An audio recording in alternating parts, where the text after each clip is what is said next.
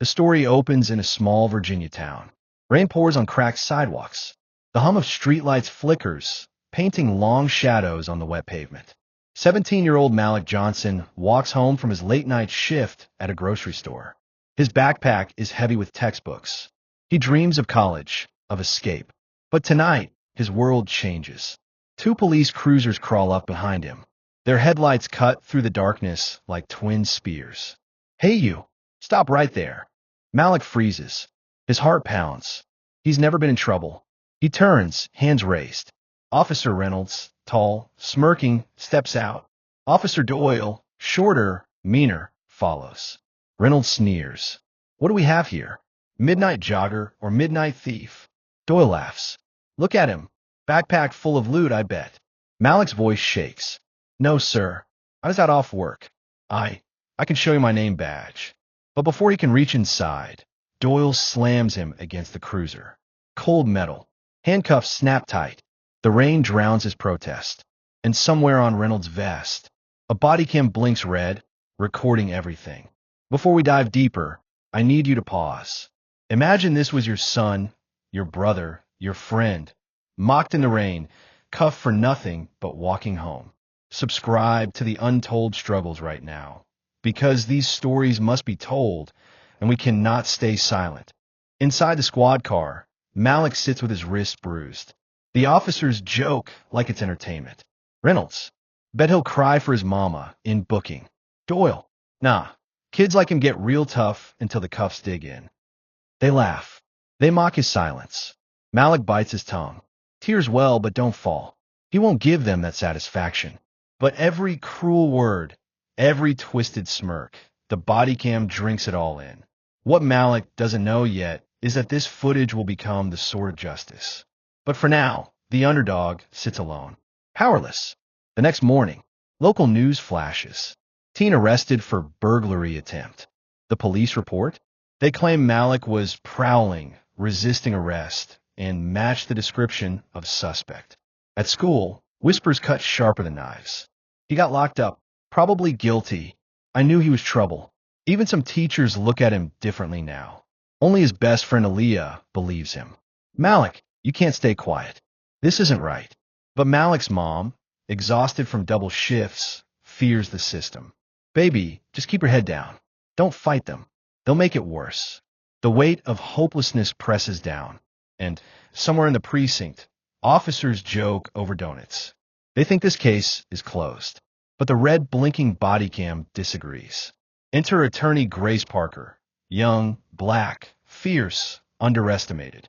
She takes Malik's case pro bono after hearing whispers of injustice. "Malik, I believe you. But belief isn't enough. We need proof." Malik's voice cracks. "They laughed at me. They cuffed me like I was an animal. I swear, Miss Parker, I didn't do anything." Grace leans forward, her eyes sharp. "Then we'll make the truth speak louder than their lies."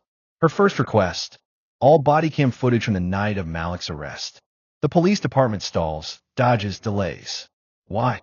Because deep inside those files lies the very thing that will unravel their power. Weeks drag on. Malik walks through school with invisible chains. Reynolds and Doyle double down, swearing in reports that Malik resisted, cursed, and threatened. Grace files motions. Every court date. The department can't find the footage. The judge, skeptical but tied to procedure size. Counselor, without evidence, this boy's case is weak. Grace doesn't blink. "Then I'll dig until I find it myself." Behind closed doors, Doyle snaps at Reynolds. "We need to bury this." But technology has no loyalty. The footage still exists. Waiting. Word spreads. Parents whisper. Students murmur. At church, Malik sits in silence, head bowed. The choir sings, but he feels no hope. Then, one Sunday, Pastor Daniel speaks. Justice denied to one child is justice denied to all. The congregation claps. Eyes turn to Malik. For the first time, he feels maybe he's not alone. Late one night, Grace gets an anonymous email. Subject line: "You need to see this." Attached, a 12-minute bodycam clip. Her hands shake as she hits play. She sees Malik cuffed in the rain, his voice trembling. She hears Reynolds mock him. "Cry for mama, boy." She hears Doyle laugh. Another one off the streets. Easy. And she sees Malik, silent, broken, innocent. Grace whispers, This will change everything. If you believe this body cam should never have been hidden, if you believe the truth matters, hit subscribe right now. Because the more voices we gather, the louder justice will echo. The trial begins. Reynolds testifies first. Confident, smirking. The suspect resisted. He reached for something.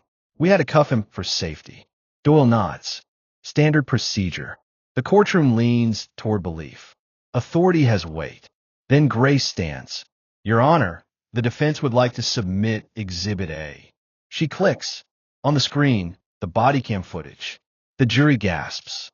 Malik's innocence shines under the cruel rain. Reynolds' smirk falters. Doyle shifts in his seat. The power shift has begun. The prosecution scrambles. But the footage is undeniable. Jurors whisper. The judge frowns. Grace pounces. Officers, do you still claim he resisted? Do you still claim he was a threat? Because the world can see otherwise. The silence cuts deeper than any word. Hours stretch into eternity. Finally, not guilty. Malik's knees nearly buckle. His mother sobs.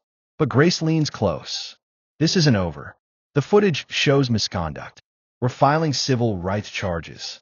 Malik, the underdog, is no longer silent. He has a voice.